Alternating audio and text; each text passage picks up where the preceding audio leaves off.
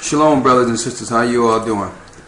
I'm glad the brother went into the law. Usually on the Sabbath when we come together, the brothers, usually we come together and each brother read out of the law. But that, with this internet, we can't afford that right now.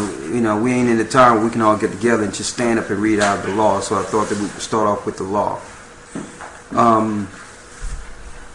And listening to the law, it gives total understanding of why we're in the conditions we're in today, and also it show you why the government and powers that be, which are just sorcerers themselves, set up certain people of bad morals to control government and to control power positions. Usually right now, like you got Barack Obama, he's hiring homosexuals. He's hiring all wizards, sorcerers, these guys from the Jewish powers that study the Kabbalah. He's hiring all these different spirits to bring forth the will of Satan. All right, and they do this in government. There's no coincidence that these are the same spirits that were attacked or the Most High went against in the Old Testament. So the things that the Most High say are bad and are evil, this system protects those same spirits and say it's okay, it's good. It leads me back to a few things I wanted to go into today. All right? Some people might wonder, is so much evil in the earth that there's an onslaught or an attack on our people. Why is that so? And, why would the Most High, a creator, a God, allow such turmoil and destruction of his own people? And when you sit back and reflect on that, that is a good question. Why would the Most High allow such destruction and pain to come upon his own people? Now, you have to know the rules of this particular plan to understand it. The rules are that the Most High is bound by his word.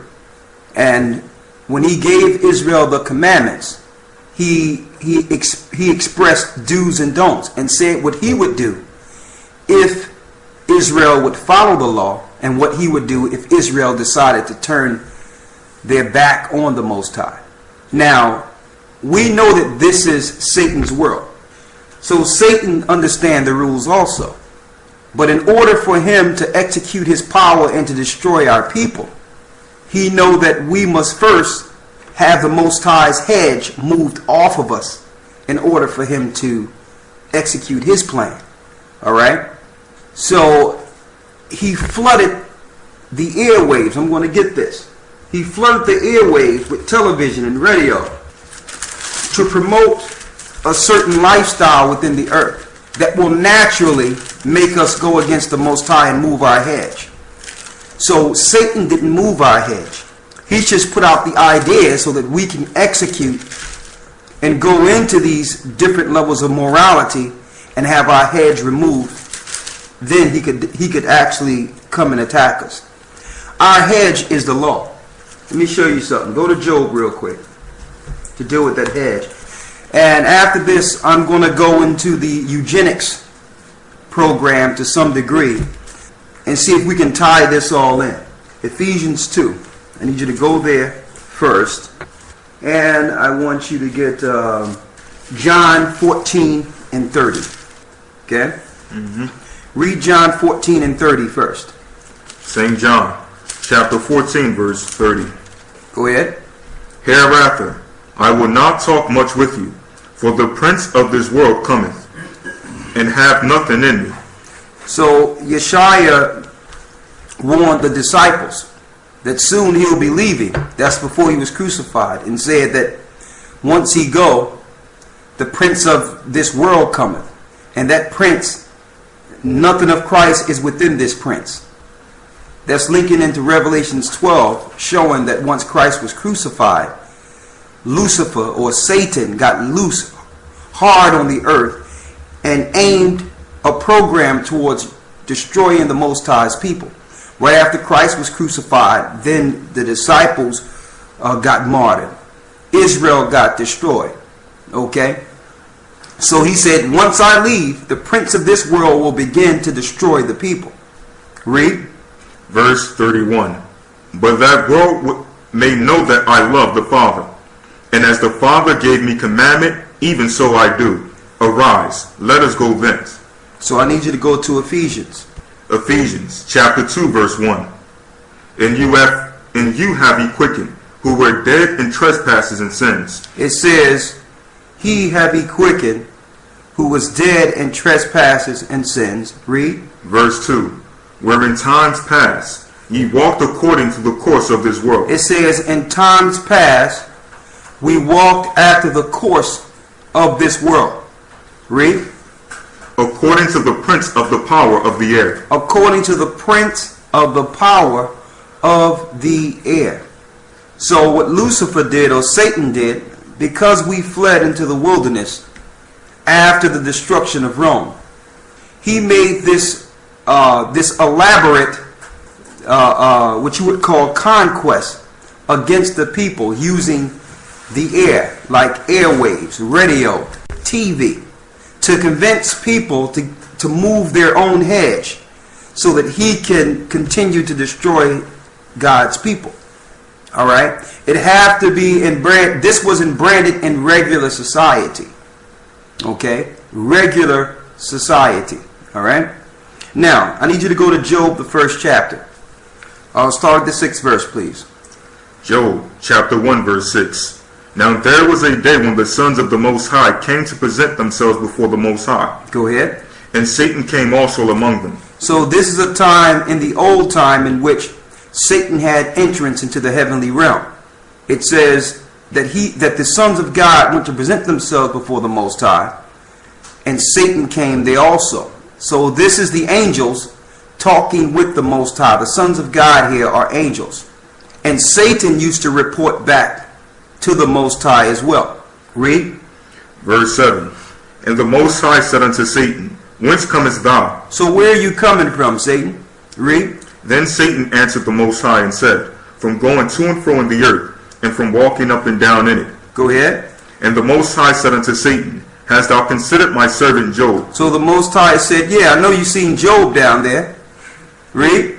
That there is none like him in the earth. There's none like him in the earth. Read. A perfect and upright man, one that feareth the Most High and escheweth evil. One that feareth the Most High and escheweth evil, showing one that's following the commandments of the Most High, and he eschew the things that are wrong.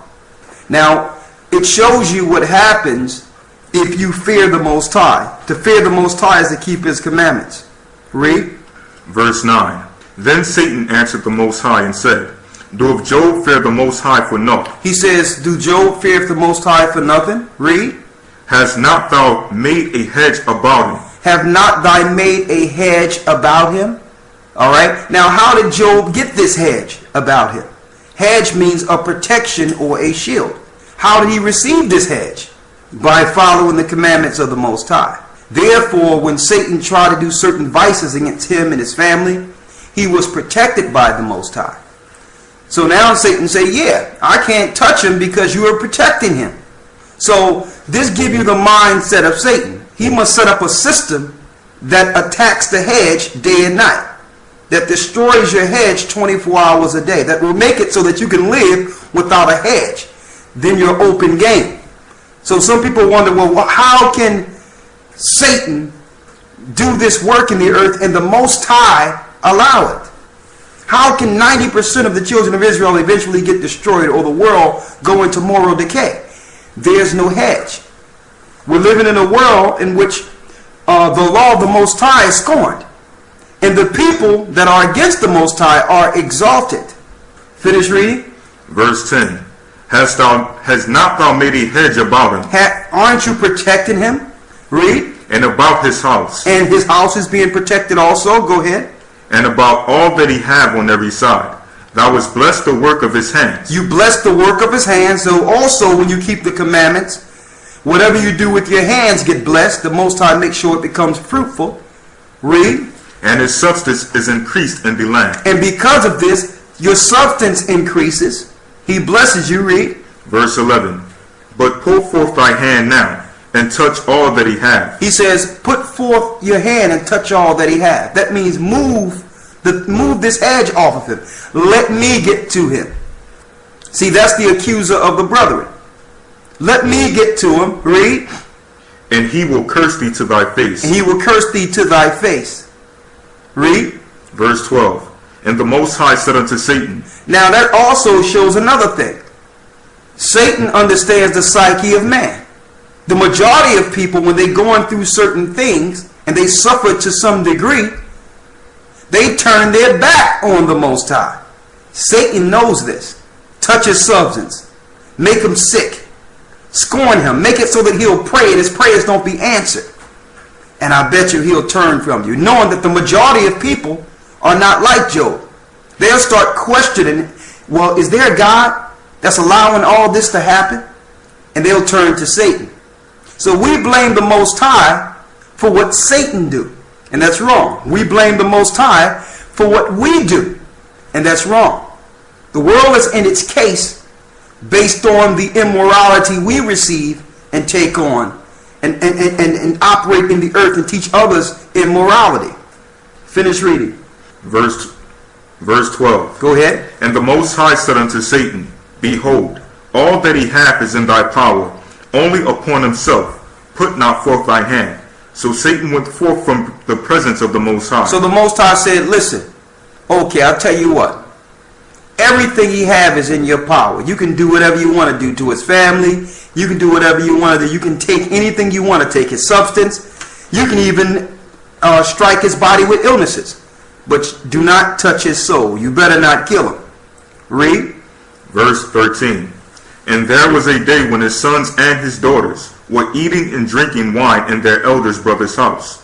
And there came a message unto Job and said, The oxen were plowing, and the asses feeding behind them, and the Sabians fell upon them and took them away. So in one day, the next day, Satan got loose on his family, killed his kids.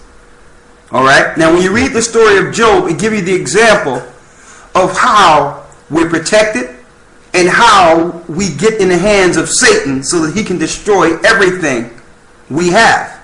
And the key thing of this is it also shows how when you follow the commandments, the Most High placed a hedge to protect you and your family. There's a hedge of protection. Okay? Now that the world is in a bad way, we can relate this directly to the immorality of the world. Satan is the principalities of the powers of the air.